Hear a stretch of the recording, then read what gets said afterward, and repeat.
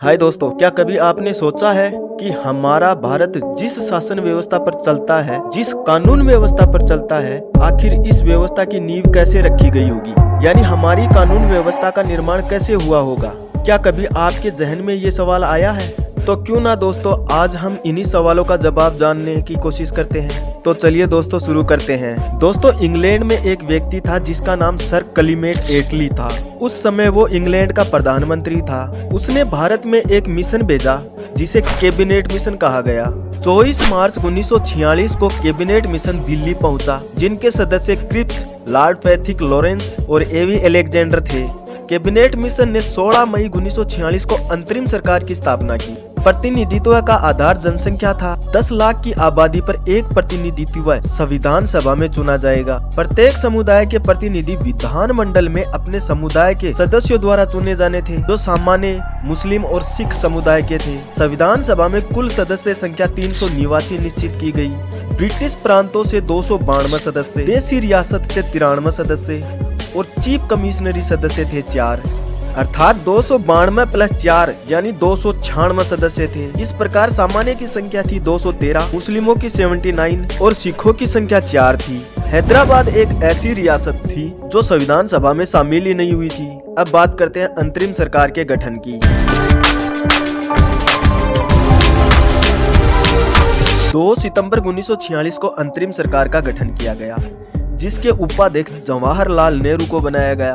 गठन के समय मुस्लिम लीग ने बहिष्कार किया, लेकिन 26 अक्टूबर 1946 को 5 मुस्लिम सदस्य शामिल हो गए। संविधान सभा का गठन। भारत में संविधान सभा के सिद्धांत का दर्शन सर्वप्रथम तिलक के निर्देशन में स्वराज्य विधेयक 1895 में होता है।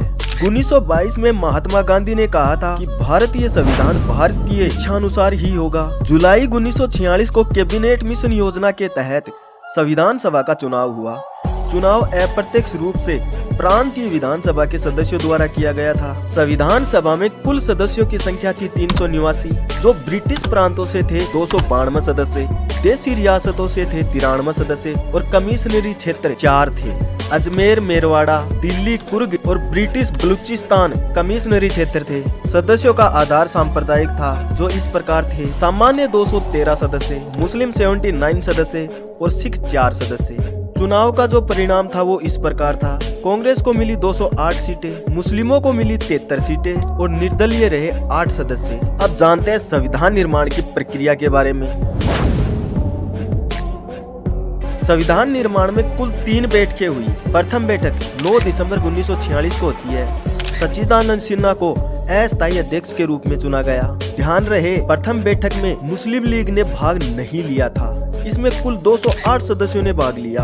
दूसरी बैठक 11 दिसंबर 1946 को होती है। अस्थायी अध्यक्ष के रूप में डॉक्टर राजेंद्र प्रसाद थे तथा सभा के संवैधानिक सलाहकार BN राव थे। तीसरी बैठक दोस्तों सबसे इम्पोर्टेंट, इस बैठक में जवाहरलाल नेहरू ने 13 दिसंबर 1946 को संविधान सभा में उद्देश्य प्रस्ताव पेश किया, जिसे 22 जनवरी 1946 को सभा ने स्वीकार कर लिया था। प्रारूप समिति, ये दोस्तों संविधान सभा की रीढ़ की हड्डी थी।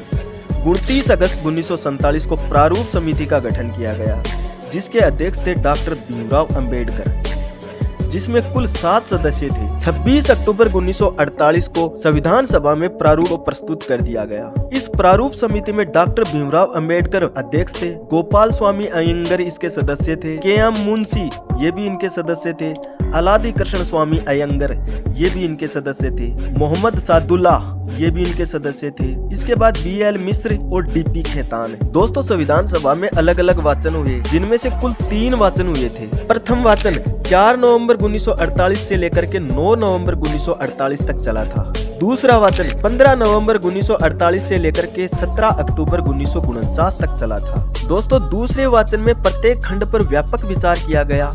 ये वाचन 7वें अधिवेशन से लेकर के 10वें अधिवेशन तक चला था। तीसरा वाचन जो सबसे आखिरी वाचन था 14 नवंबर 1949 से लेकर के 26 नवंबर 1949 तक चला।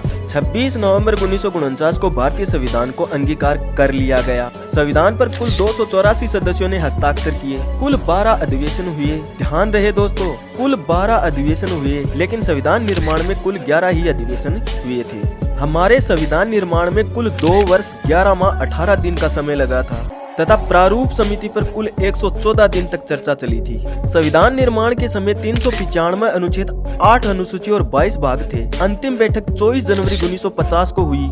इसी दिन राजेंद्र प्रसाद को भारत के राष्ट्रपति के रूप में चुना गया। अनुच्छेद 393 में संविधान का नाम भारत का संविधान रखा गया तथा अनुच्छेद 394 में 26 जनवरी 1950 को संविधान लागू कर दिया गया। भारतीय संविधान निर्माण के समय अलग अलग समितियां बनी, जिनके अध्यक्ष इस प्रकार थे।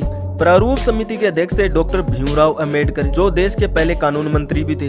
राज्य तथा संघ संविधान समिति के अध्यक्ष थे जवाहरलाल नेहरू। प्रांतीय संविधान समिति के अध्यक्ष थे सरदार पटेल।